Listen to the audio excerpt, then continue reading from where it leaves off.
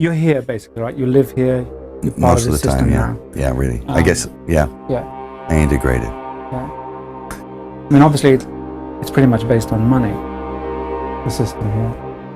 It is. Yeah. The system is completely based on money. Yeah. The studio system. Yeah. To a degree, I think the way I hook into the system is based on money. Is there a collective ethos or somebody once said my problem was I didn't understand the social contract. Yeah, I now understand what that means. Yeah. Do you understand it? The social contract? Yeah. I think I do. Yeah. What is it for you? The social contract. You can't get mad. Mm-hmm. You can't get mad. You can't let it get you, because you have to make a deal with everyone else, and it's almost unspoken that you are going to be fucked over at some point by people who you may have done something nice for. And it may happen that by circumstance, or even very purposefully, that you fuck someone over. But that shouldn't get in the way of you being able to sit down and have fun with them. Am I on the right track? You can't build a resentment about it. You have to still try and love those people. Yeah. Because that's the way they're thinking. Because it ain't personal. No, it's not personal. They don't really mean to hurt you. No. Not really. I don't quite understand. Well, I mean, there's a lot of motivations for why it happens. Yes, many. I mean, money will make you do stuff as well, won't it? I mean, Yes. one, them, us, Yes. you know. Yeah, well, whoever. If there's many millions riding on a decision, it's hard to be philosophical. Yes. Yeah. Yeah, very, very hard. Very hard to be, you know, you have to choose what level of integrity you're coming in at. And Okay. and I've often felt it. I've sat there and I have felt the knife slipped firmly in between my shoulder blades and tried to have it shoved through the other side through my heart. I mean, this is a bizarre place. And it doesn't take very long, and I'm sure you've experienced this if you've stayed here for any length of time. You come in, you're fresh from the outside, you're off the boat, from the farm, still got shit on your shoes, you're in here, people are charmed by that, that you've still got shit on your shoes. They're charmed by the fresh approach you bring to it, and that's a real thing. But they're also stroking the shit out of you, you know, licking you all over. And that's kind of good for you too. It's great. But it doesn't take very long before you realize, or before it gets to you. It's cascading on you all the time. You can't get away from certain attitudes, from certain modes of behavior that this town and the industry dictate.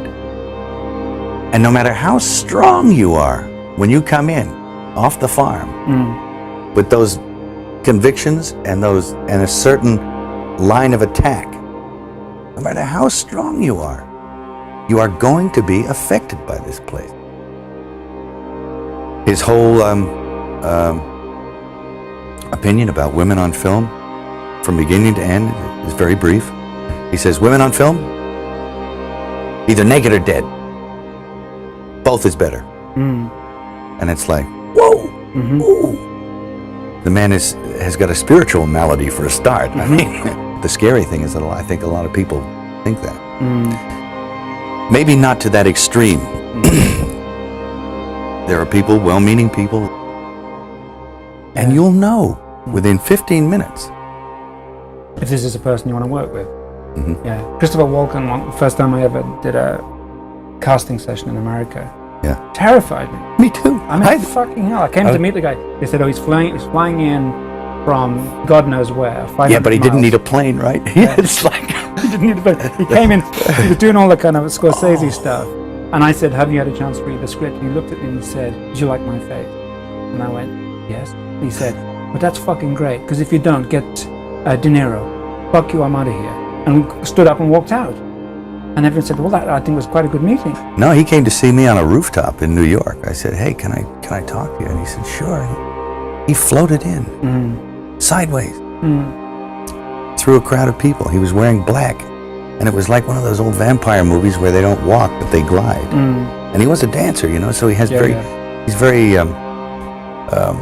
graceful. Yeah. And he moved sideways, and he just sat down in a chair next to me, and it kind of frightened me. And he's a very smart guy. And we started talking, and I didn't, say much of anything about reading the script. Nothing. I just started talking about the Middle Ages, and he began to talk tortures.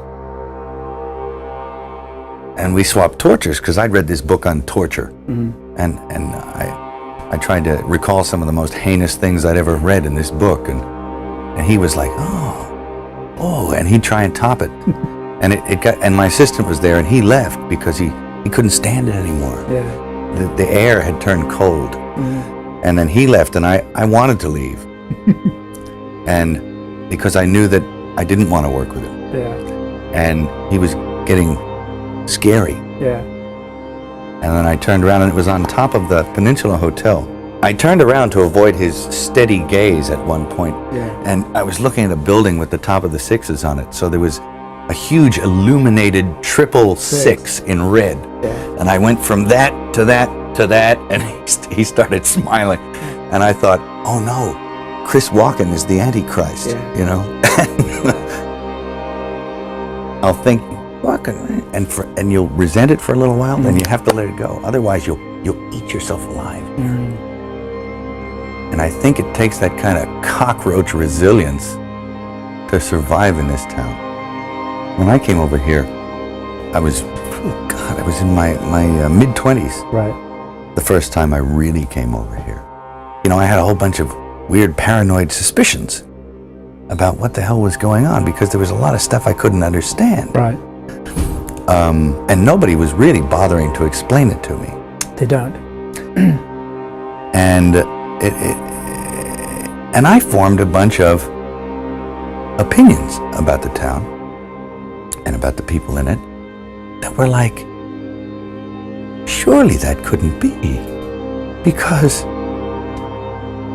a whole place can't be like, Weird Town, where the stranger wanders in and all the people are in the bar and they all shut up when he looks at them, and they tell you don't go into the house on the hill, and it's like that.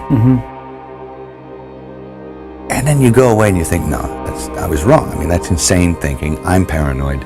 I imagined that stuff.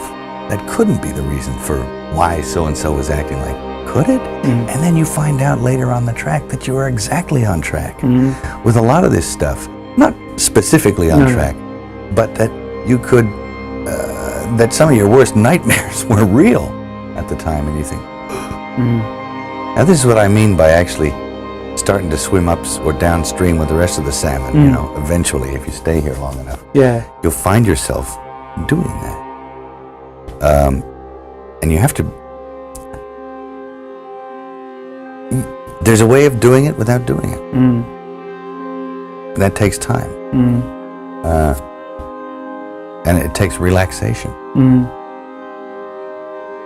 Not being uncomfortable about... Not being uncomfortable. Realizing it for what it is. Projecting. Understanding what it is. Once you understand it, well, then you're not afraid of it anymore. So you can just walk around it, and through it, and then get on with what you tried to get on with in the first place. A place like this can humiliate you. And it can humiliate you, it can be humbling. I mean, it does rip your life to pieces. Is it? If you'll let it. Yeah. And it's always pounding at the walls. It's like these little guys, these little heathens with no soul downstairs with horns on their head with a battering ram trying to beat your walls in.